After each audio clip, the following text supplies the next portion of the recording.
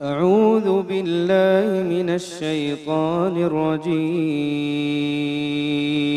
بسم الله الرحمن الرحيم.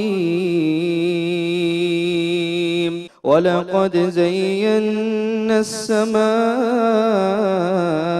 الدنيا بمصابيح وجعلناها رجوما للشياطين وأعتدنا لهم عذاب السعير. وللذين كفروا بربهم عذاب جهنم وبئس المصير. مولانا شاہ ولی اللہ صاحب عمری یہاں تشریف رکھے ہوئے ہیں. انہیں دعوت سخن دوں گا اور گزارش یہی ہوگی کہ سمندر کو کوزے میں بند کرنے کی ہی کوشش ہو. السلام علیکم ورحمۃ اللہ وبرکاتہ. الحمد للہ نحمده ونستعینه ونستغفره ونعوذ باللہ من شرور انفسنا ومن سیئات اعمالنا. من يهده الله فلا مضل له ومن يضلله فلا هادي له. وأشهد أن لا إله إلا الله وحده لا شريك له وأشهد أن محمدا عبده ورسوله. أما بعد فإن خير الحديث كتاب الله وخير الهدي هدي محمد صلى الله عليه وسلم وشر الأمور محدثاتها وكل محدثة بدعة وكل بدعة ضلالة وكل ضلالة في النار. أعوذ بالله السميع العليم من الشيطان الرجيم. بسم الله الرحمن الرحيم. إن المبذرين كانوا إخوان الشياطين وكان الشيطان لربه كفورا. صدر جلسہ معزز علماء اکرام، آج کے اس عظیم الشان اجلاس میں جو مجھے موضوع سخن دیا گیا ہے، شادی و غم میں اعتدال کی راہ. بزرگوں، دوستو، اسلام دین فطرت ہے. اس نے غم اور خوشی کے موقع پر اپنے ماننے والوں کو آداب سکھائے ہیں کہ وہ اسلام کے پابند افراد ان آداب کا لحاظ رکھتے ہوئے اپنی خوشیاں بھی منائے اور غم کے موقع پر بھی ان آداب کا لحاظ رکھے. بزرگوں، دوستو، اسلام نے زندگی کے ہر معاملے میں، چاہے وہ عبادات ہو، چاہے وہ زندگی کا کوئی بھی گوشہ ہو، ہر معاملے میں اعتدال اختیار کرنے کا حکم دیا ہے. اس کی چھوٹی سی مثال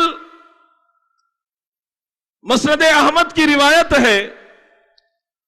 عبداللہ بن عمر بن عاص رضی اللہ عنہ اس حدیث کے راوی ہیں کہ اسلام نے ہر معاملے میں، ہر موقع پر، ہر جگہ پر جہاں بھی زیادتی ہوتی ہے، جہاں بھی غلو ہوتا ہے، جہاں بھی اللہ کی نافرمانی ہوتی ہے، جہاں بھی اسراف کا معاملہ پیش آتا ہے، ہر موقع پر، ہر مقام پر اسلام نے اپنے ماننے والوں کو روکا ہے. اس حدیث کے اندر اللہ کے نبی محمد صلی اللہ علیہ وسلم نے اپنے ایک ساتھی کو وضو کرتے ہوئے دیکھتے ہیں اور وضو کی حالت میں پانی اسراف کرتے ہوئے دیکھتے ہیں. اللہ کے نبی صلی اللہ علیہ وسلم نے اپنے ساتھی سے کہا کہ تم اسراف نہ کرو، زیادتی نہ کرو، حد سے تجاوز نہ کرو۔ اس صحابی رسول صلی اللہ علیہ وسلم نے اللہ کے نبی صلی اللہ علیہ وسلم سے پوچھا کہ اللہ کے رسول وضو میں کیسا اسراف ہے؟ اللہ کے نبی صلی اللہ علیہ وسلم نے فرمایا اگر تم دریا کے کنارے بھی بیٹھے ہو وہاں بھی پانی سے اسراف نہیں کرنی چاہیے۔ میرے بھائیوں، شادی کا موقع ہو یا غم کا موقع، ہر موقع پر اللہ کے بندے کے لیے ضروری ہے کہ وہ اعتدال اختیار کرے، زیادتی نہ کرے۔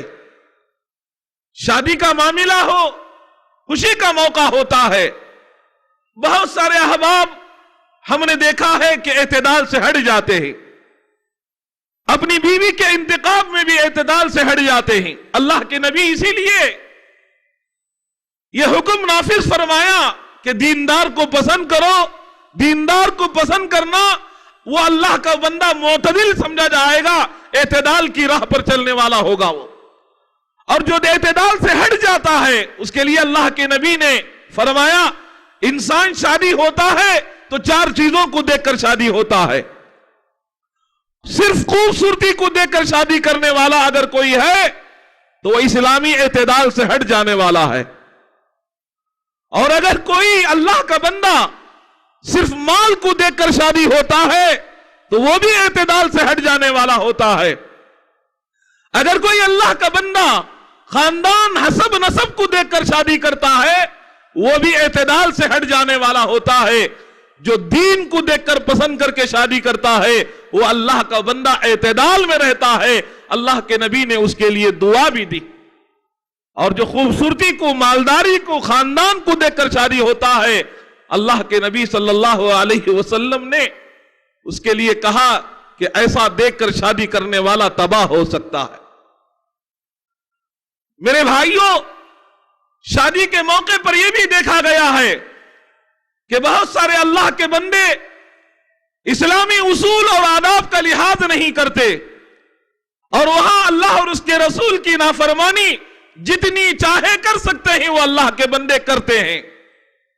اور غور کیا جائے شادی کے موقع پر جو اللہ کے نبی صلی اللہ علیہ وسلم نے فرمایا جو نکاح سادے سیدھے انداز میں ہوتا ہے اللہ کی رحمتیں اس پر ہوتی ہیں۔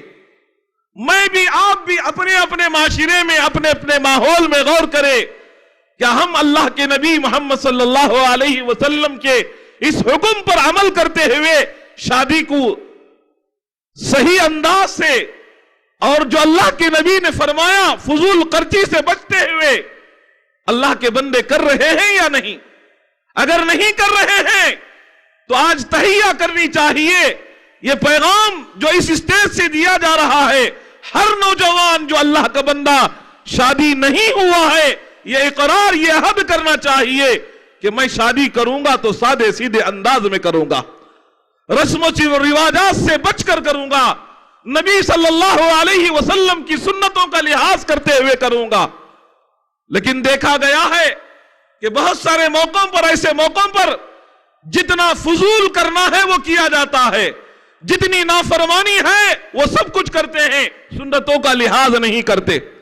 اور خصوصاً وہ افراد بھی جو اپنے آپ کو دیندار کہتے ہیں، مہذب کہتے ہیں، جو اپنے آپ کو اللہ اور اس کے رسول کا پابند کہتے ہیں، وہ لوگ بھی ایسے موقع پر اللہ کے نبی صلی اللہ علیہ وسلم کی سنتوں سے کھلواڑ کرتے ہیں۔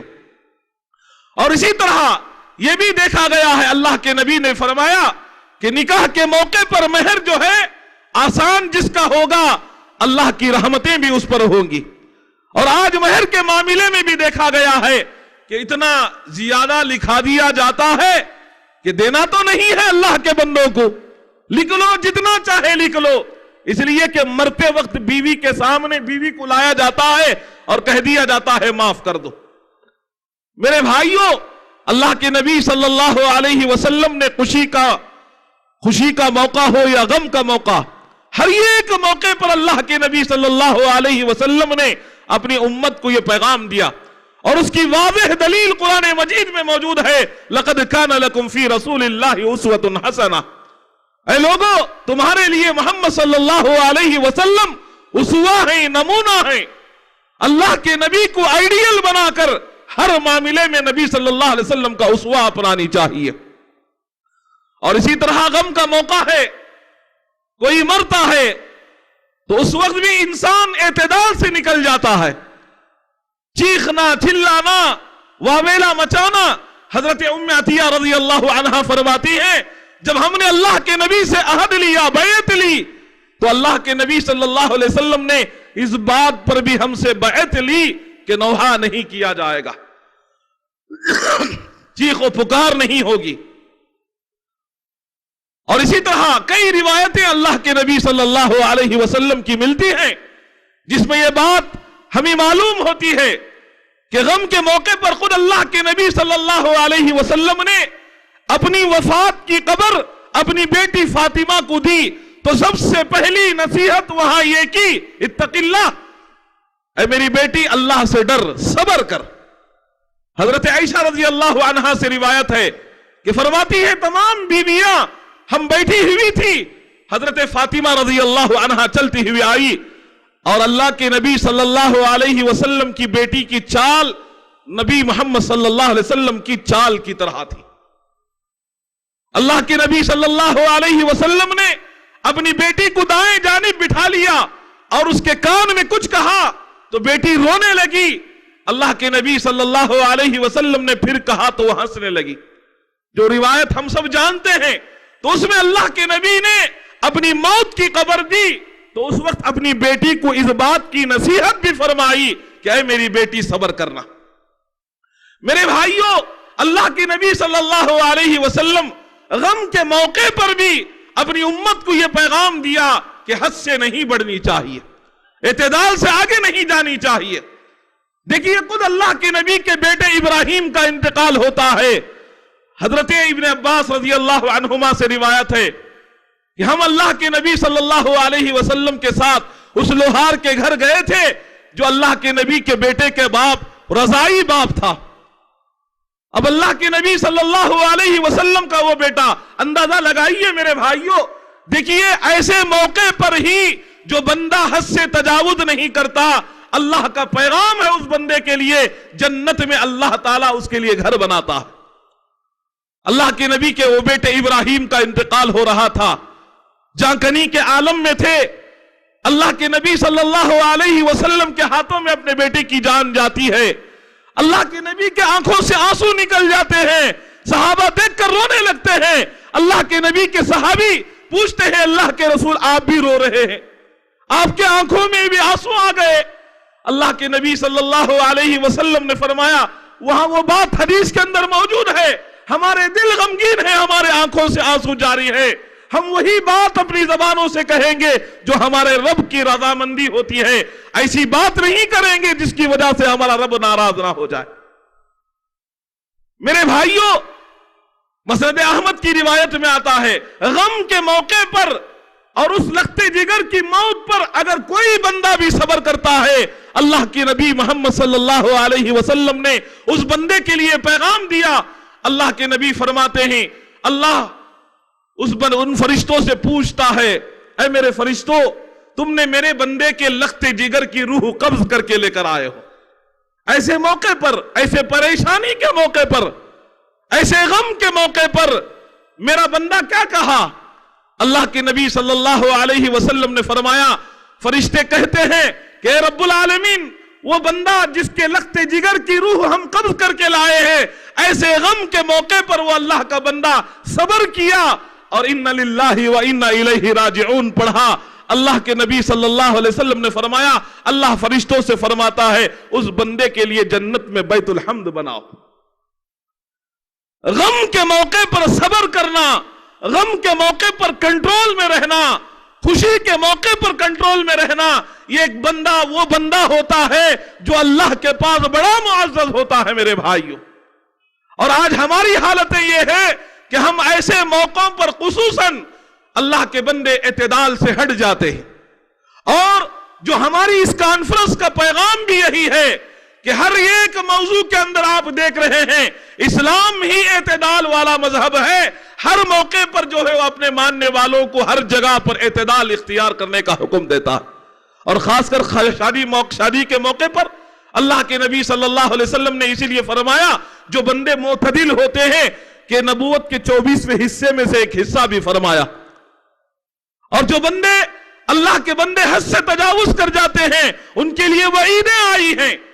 اور خاص کر غم کے موقع پر بہت سارے صحابہ کے بارے میں آتا ہے کہ اللہ کے نبی صلی اللہ علیہ وسلم کے ایک صحابی سعد رضی اللہ عنہ بیمار پڑے ہوئے تھے.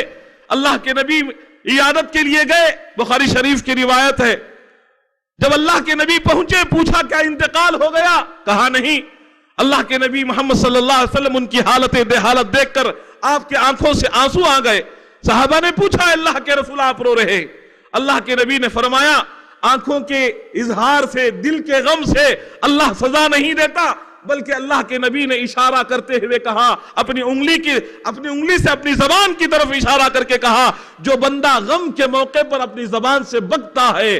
اور آج بہت ساری خواتین مائیں بہنیں ہوں گی یہاں شوہر کا انتقال ہو جاتا ہے بیٹے کا انتقال ہو جاتا ہے کتنا چیختے ہیں کتنا چلاتے ہیں. اللہ کے نبی صلی اللہ علیہ وسلم کی وہ حدیث سنیے جس میں اللہ کے نبی نے یہ پیغام دیا لیس منا وہ امت سے نکل جاتے ہیں جو ایسے موقع پر اللہ کے بندے نوحہ کرتے ہیں چیختے ہیں چلاتے ہیں. ابو موسیٰ اشعری رضی اللہ عنہ ایک مرتبہ بے ہوش ہو گئے بیمار ہو کر. ان کا سر ان کی بیوی کے ران پر تھا. وہ بیوی چیخ رہی تھی وہ بے ہوشی کے عالم میں تھے نہیں روک سکے لیکن جب ہوش آیا ابو موسیٰ اشعری رضی اللہ عنہ نے کہا میں ان سے بیزار ہوں جس سے میرا نبی بیزار ہے. اللہ کے نبی صلی اللہ علیہ وسلم کے وہ صحابی رسول صلی اللہ علیہ وسلم نے فرمایا میرے نبی ان عورتوں سے بیزار ہیں جو نوحہ کرتی ہیں جو چیختے ہیں چلاتے ہیں غم کے موقع پر. میرے بھائیوں ہم تمام کو بھی ایسے موقعوں پر اعتدال میں رہنی چاہیے. اپنا قریبی کوئی مرتا ہے یا اپنے قریبی کی کوئی شادی ہوتی ہے تو اللہ کے بندوں کے لیے ضروری ہے خوشی کا موقع ہے. بہت سارے اللہ کے بندے خوشی کے موقع پر دیکھیے آج ہمارے نوجوان ان کے ماں باپ بھی کیا کہتے ہیں میرے بیٹے کی ایک ہی بار شادی ہوتی ہے اس لیے جو چاہے کرو. آج بہت سارے اللہ کے بندے شادی میں سونے کی انگوٹی بھی پہن لیتے ہیں. ارے نہیں خوشی کا موقع ہے پہن لینے دیجئے. اور مولانا لوگ بھی جو ہے نکاح پڑھاتے ہیں جوتے نکالتے ہیں لیکن سونے کی انگوٹھی نہیں نکالتے. غور کیجئے میرے بھائیوں اللہ کے نبی محمد صلی اللہ علیہ وسلم کے پیغام کو اپنانے کی کوشش کیجئے. ہماری خوشیاں بھی جو ہے نبی محمد صلی اللہ علیہ وسلم کی سنت کے مطابق ہونی چاہیے. اور خاص کر شادی کے موقع پر یہ بفے سسٹم ہے کھانے پینے کا انتظام جو ہوتا ہے کتنا اسراف ہوتا ہے. اللہ کے نبی صلی اللہ علیہ وسلم پر جو قرآن نازل ہوا اس قرآن میں اللہ رب العالمین بار بار اس بات کی طرف توجہ دیا اور جیسا کہ فرمایا کلوا واشربوا ولا تسرفوا انه لا يحب المسرفين. اے لوگوں کھاؤ پیو اسراف نہ کرو.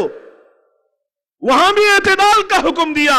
آج شادیوں میں اتنا کھانا ریل پھیل ہوتا ہے بڑے بڑے آدمی کی شادی ہے قرآن و سنت پر چلنے والا ہے اللہ کا پیغام دینے والا ہے لیکن ان کی بیٹیوں کی شادیوں میں دیکھو ان کے گھرانوں میں بیٹوں کی شادیوں کو دیکھو وہ اللہ کے بندے اتنا برباد کرتے ہیں. اس کھانے کی بچت اگر کر دی جائے تو کئی غریبوں کی شادیاں ہو جائے.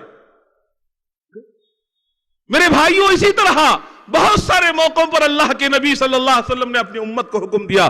اور اسی طرح ایمان والوں کی ایک صفت بھی اللہ قرآن مجید میں فرمایا والذین اذا انفقوا لم يسرفوا ولم يقتروا وكان بين ذلك قواما. سب سے پیاری آیت ہمارے اس کانفرنس کے عنوان کے موافق جو آیت اللہ رب العالمین قرآن میں فرمایا کہ وہ ایمان والے ہیں اب وہ حد سے ہمیشہ خرچ کرتے ہیں تو بھی حد سے نہیں بڑھتے کنجوسی بھی نہیں کرتے بلکہ اس درمیان میں معتدل اعتدال میں رہتے میاں نہ روی اختیار کرتے. وقت کی نزاکت بھی ہے بہت ساری باتیں بھی تھی اور رسم و رواجات کے سلسلے میں بھی بہت ساری چیزیں میں آپ کو بتلانا چاہ رہا تھا لیکن جو مجھے وقت دیا گیا ہے وہ میرا وقت ختم ہو گیا. اللہ تعالیٰ سے میں دعا کرتا ہوں اللہ تعالیٰ مجھے اور آپ کو تمام مسلمانوں کو شادی کے موقع پر اور غم کے موقع پر اعتدال میں رہنے کی توفیق عطا فرمائے۔ اللہ ہم سب کو اس کانفرنس سے جو ہے ایک صحیح پیغام کائنات کے انسانوں تک پہنچانے کی توفیق عطا فرمائے۔ السلام علیکم ورحمۃ اللہ۔